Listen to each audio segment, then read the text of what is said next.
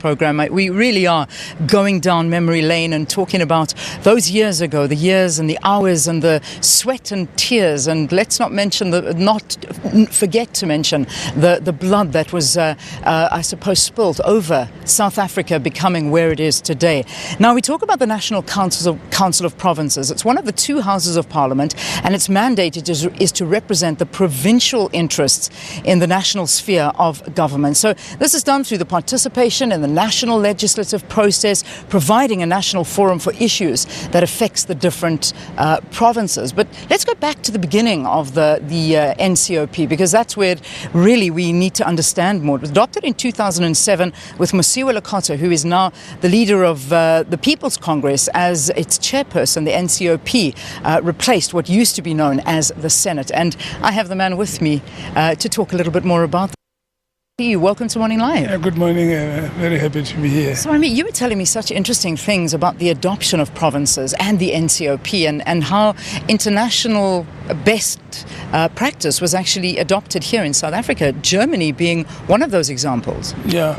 Well, actually, up until the negotiations, South Africa had a Senate. Now, the Senate was sufficient after the British House of Lords. That was, so to say, an inheritance from British colonial rule. But in negotiating a new constitution for a South Africa that had four provinces at that time, had the tricameral parliament, had also Bantustan structures and all of that, we needed to structure a second house that would be conducive to the conditions South Africa found itself in. And that meant that we would visit a number of countries to look at other models other than the old model. And we were attracted to the German Bundesrat because with the formation of national states in Europe, Germany did not take the road that others took. They had a large number of Germanic states like Bavaria, Westphalia, Schleswig-Holstein, and so on. And they needed to put all of these Germanic states together. And in their constitution, as their second house, had to take specific consideration of the Germanic states' interests. Yes. And that's where the Bundesrat came from there. Yeah. And we felt that this was more conducive to our situation in South Africa, and we shaped the National Council of Provinces. I can't imagine something like that doesn't come with immense challenges, because that must have been a very difficult time and a difficult process as well. Well, it was definitely very, very difficult. But also we needed a flexible bicameral parliament that would be in a position flexible enough to accommodate regional interests, at the same time remaining part of a unitary national state.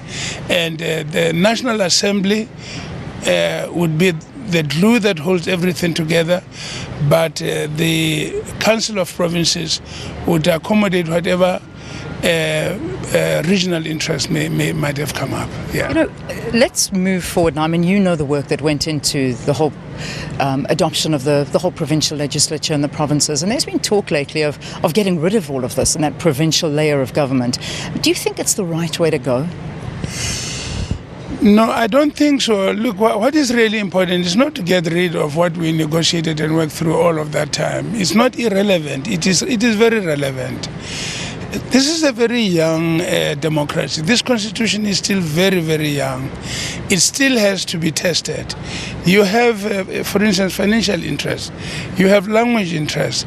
We don't know as the country goes forward some of the tensions that may well arise, which only a council of provinces and this kind of thing we've put together can accommodate. Once you try to put everything and everybody in one straitjacket, you are likely to experience very serious problems. Yeah. Yes. I have to leave it there, unfortunately, but what a pleasure speaking to you. Thank you so much. Enjoy today.